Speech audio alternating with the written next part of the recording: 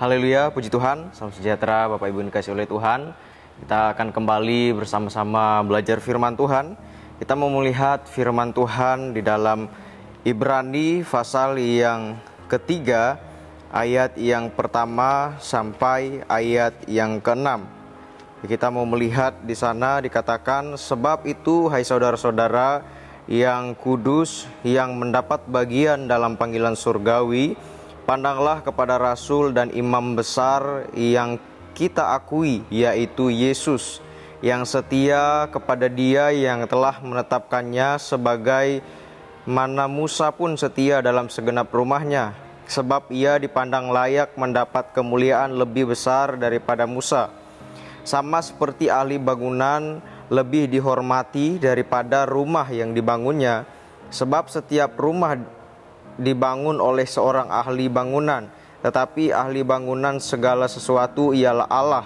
Dan Musa memang setia dalam segenap rumah Allah sebagai pelayan untuk memberi kesaksian untuk apa yang akan diberitakan kemudian. Tetapi Kristus setia sebagai anak yang mengepalai rumahnya, dan rumahnya ialah kita. Jika kita sampai kepada akhirnya teguh berpegang pada kepercayaan dan pengharapan yang kita megahkan. Ya, puji Tuhan. Bapak Ibu yang dikasihi oleh Tuhan, kita melihat di sini bagaimana ini adalah surat yang ditulis dari Rasul Paulus. Ya, yang menulis surat ini Rasul Paulus diberikan kepada jemaat yang ada di Ibrani. Ya, dan di sana menjelaskan bagaimana tentang Yesus dan Musa. Ya, perhatikan, dan ini membawa kita kepada perhatian kepada Yesus sebagai Rasul dan Imam besar.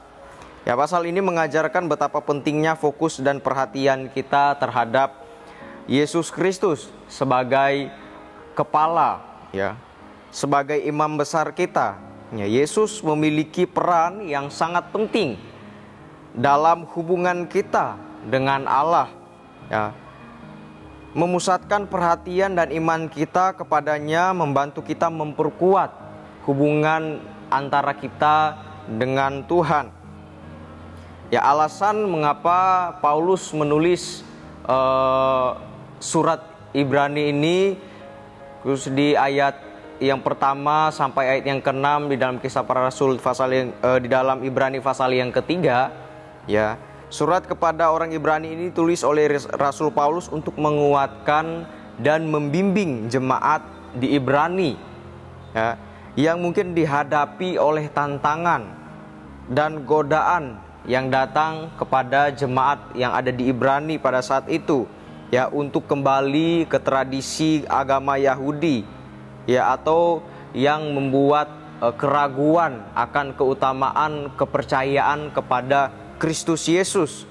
Ya, Paulus tampak ingin menekankan, ya, keutamaan Kristus dibandingkan dengan Musa yang adalah figur besar dalam tradisi Yahudi.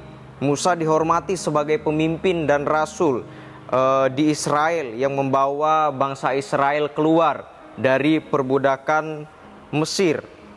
Ya, namun Paulus ingin menegaskan, ingin mengajarkan, ingin mengingatkan kepada jemaat yang ada di Ibrani bahwa ternyata Kristus itu lebih besar daripada Musa. Ya, Kristus lebih mulia daripada Musa. Maka pentingnya orang-orang Ibrani, jemaat-jemaat di Ibrani kembali menguatkan kepercayaan mereka kepada Tuhan Yesus. Ya, yang menjadi pelajaran bagi kita dapat kita dari bacaan ini, yang pertama bagaimana Yesus itu sebagai Rasul dan Imam besar. Ya, mengingatkan Yesus itu sebagai Rasul dan Imam besar. Paulus menunjukkan bahwa Yesus bukan hanya seorang Rasul, seorang yang datang di dunia ini, ya, tetapi juga dia Imam besar yang lebih tinggi derajatnya. Ya, dia adalah Tuhan. Ya, dia memiliki derajat yang lebih tinggi daripada Musa. Dan Yesus adalah perantaraan yang sempurna antara Allah dan umat manusia. Maka dari itu Rasul Paulus menginginkan jemaat di Ibrani ya untuk mengingat kembali bahwa Yesus itu yang lebih besar, yang lebih tinggi ya. Dan Yesus lebih berharga karena Paulus membandingkan penghargaan yang diberikan kepada pembuat rumah dengan rumah itu sendiri ya, atau kepada ahli bangunan dengan bangunan yang dibuat. Ya, dalam hal ini mengartikan bagaimana Kristus dianggap lebih berharga daripada Musa. Ya, karena Musa sama seperti kita. Ya. Tetapi Musa pada saat itu dipakai oleh Tuhan yang membawa umat Israel keluar dari perbudakan di tanah Mesir.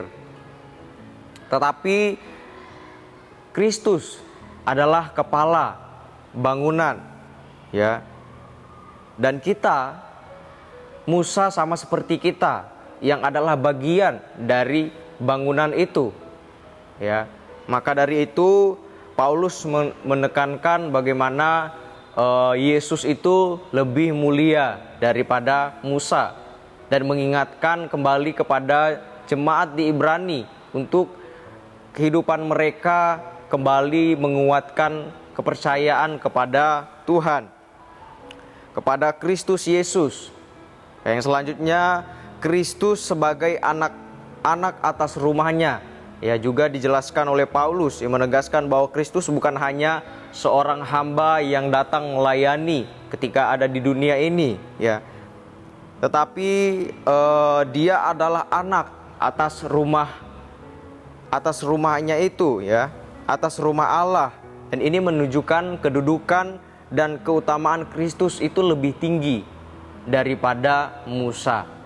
Ya, jadi apa yang dapat kita lakukan di dalam kehidupan kita melalui bacaan ini yang dapat kita pelajari, yang telah kita ambil, yang membuat kita bagaimana apa yang harus kita lakukan, yaitu teguh dalam iman. Ya, Paulus menulis ini untuk meneguhkan, menguatkan kembali iman, kepercayaan jemaat yang ada di Ibrani. Dan ini pun yang menjadi pelajaran di dalam kehidupan kita. Perlunya menguatkan, meneguhkan iman kita, ya, teguh dalam iman kepada Tuhan Yesus Kristus. Mengingatkan kita untuk memperhatikan Yesus Kristus sebagai contoh dan teladan di dalam kehidupan kita. Ibrani 3 ayat 6 mengingatkan kita untuk tetap teguh dalam keyakinan kepada Kristus. Ya, kehidupan sehari-hari seringkali penuh dengan tantangan, penuh dengan godaan yang dapat datang di dalam kehidupan kita, yang bisa saja kita alami ya di waktu-waktu tertentu yang kita tidak ketahui. Ya, ada saja cobaan yang bisa datang, godaan yang bisa datang dalam kehidupan kita yang dapat menggoyangkan iman kita, ya, yang ingin membuat kita jauh daripada Tuhan, ya, yang ingin membuat kita tidak melakukan firman Tuhan, ya, godaan yang memberi pilihan apakah kita ingin melakukan firman Tuhan atau kita ingin mengikuti perkataan-perkataan dunia, ya. Maka dalam menghadapi hal-hal ini, ya, penting untuk mempertahankan iman kita tidak hanya pada saat-saat sulit, tetapi juga dalam kehidupan kita sehari-hari, ya, di dalam kehidupan kita ada di dunia ini. Jadi yang pertama, apa yang dapat kita lakukan untuk kita meneguhkan iman kita di dalam Tuhan? Yang menjadi dasar pertama adalah doa. Bertahan dalam doa merupakan langkah kunci sebagai anak-anak Tuhan untuk mendekatkan diri kepada Tuhan, ya, membangun relasi dengan Tuhan di dalam doa, meminta permohonan kepada menaikkan permohonan kepada Tuhan supaya Tuhan menjaga, supaya Tuhan terus melindungi, Tuhan memberi kekuatan. Dan kedua, baca Alkitab dan renungkan. Ya, kita membaca Alkitab dan merenungkan di dalam firman Tuhan, di dalam kehidupan kita. Pelajari firman Tuhan. Alkitab adalah petunjuk untuk memandu kita dalam iman kita kepada Kristus. Dan yang berikutnya pelayanan. Ya, terlibat dalam pelayanan gereja atau di dalam masyarakat dapat memperkuat iman kita juga. Ya, memberikan waktu untuk bakat kita dapat kita gunakan untuk melayani orang lain dan dapat mewujudkan bagaimana kasih kepada sesama sekaligus memperdalam pengalaman iman kita kepada Tuhan. Ya. Dan yang berikutnya, jauhi diri dari pengaruh negatif. Ya, hindari pengaruh negatif yang dapat merusak iman kita. Ini termasuk menghindari situasi atau hubungan yang dapat menggoyahkan iman kita kepada Kristus. Amsal 13 ayat 20 katakan, siapa bergaul dengan orang bijak menjadi bijak, tetapi siapa berteman dengan orang bebal menjadi malang. 1 Korintus 15 ayat yang ke-33, janganlah kamu sesat, pergaulan yang buruk merusak kebiasaan yang baik. Ya, jadi kita perlu juga di dalam kehidupan kita memiliki komunitas, ya, hidup di dalam pergaulan yang baik, orang-orang yang benar-benar hidup di dalam firman Tuhan. Dan yang terakhir, bertahan dalam ujian. Ya, ketika mengalami cobaan atau ujian, tetaplah kita teguh untuk menjalani ujian itu. Ya, tetap yang dapat membuat iman kita teguh di dalam Tuhan. Ingatlah bahwa setiap ujian adalah kesempatan untuk kita belajar, untuk tumbuh, untuk menguatkan iman percaya kita kepada Tuhan. Jadi, Bapak Ibu Saudara, maka dari itu mari kita selalu mengingat kepada siapa kita percaya. Ya, Yesuslah yang menjadi iman percaya kita, dan kita tetap terus menguatkan iman kita kepada Tuhan. Puji Tuhan, demikian benar firman Tuhan, kiranya dapat memberkati kita. Bapak Ibu Saudara-saudari yang dikasihi oleh Tuhan, biarlah renungan firman Tuhan ini menjadi pengingat terus dalam kehidupan kita. Terima kasih bagi Bapak Ibu yang sudah mengikuti renungan 79, kiranya dapat menjadi berkat di dalam kehidupan kita. Bapak Ibu Saudara yang ingin didoakan untuk pokok doa tertentu, menceritakan kesaksian, mujizat, kesembuhan, pemulihan masalah keluarga dan lain sebagainya, dapat disalurkan melalui chat WhatsApp di nomor 0813 2742 0088. Kita berdoa untuk kebenaran firman Tuhan. Terima kasih Tuhan, terima kasih Yesus. Kami bersyukur akan kasih karunia Tuhan di dalam kehidupan kami. Terima kasih Tuhan, terpujilah nama-Mu yang mulia, yang ditinggikan mengatasi segala puji dan hormat. Hanya Engkau adalah Tuhan. Engkau telah menjadikan langit, bumi, dan laut, dan segala yang ada di dalamnya.